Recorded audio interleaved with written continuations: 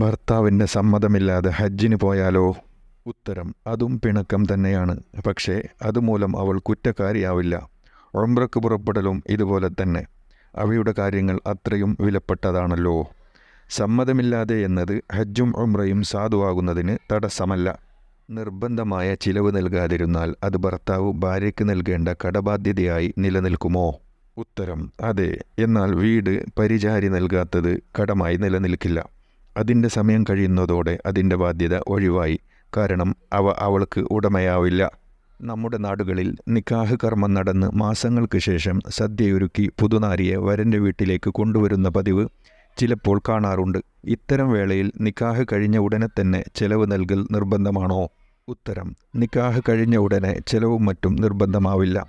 തംകീൻ ഉണ്ടായ ശേഷമാണ് നിർബന്ധമാവുക. ഭാര്യ തന്നെ കൊണ്ട് ഭർത്താവ് സുഖമെടുക്കാൻ സൗകര്യം ചെയ്തു കൊടുക്കലാണ് തംകീൻ.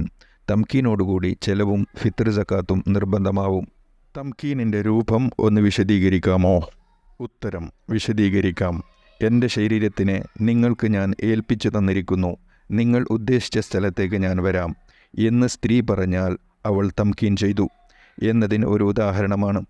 വഴിയും ലക്ഷ്യസ്ഥലവും സുരക്ഷിതമാവുമ്പോൾ ഭർത്താവ് ഉദ്ദേശിക്കുന്നിടത്തേക്ക് അവളെ കൊണ്ടുപോകുന്നതിന് അവൾ സമ്മതിക്കൽ അവളുടെ തംകീനാണ്.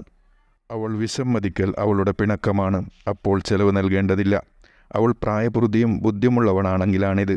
അവൾ പ്രായം തികഞ്ഞവളോ ബുദ്ധിയില്ലാത്തവളോ ആണെങ്കിൽ അവളുടെ വലിയാണ് കാര്യങ്ങൾ ശ്രദ്ധിക്കേണ്ടത്.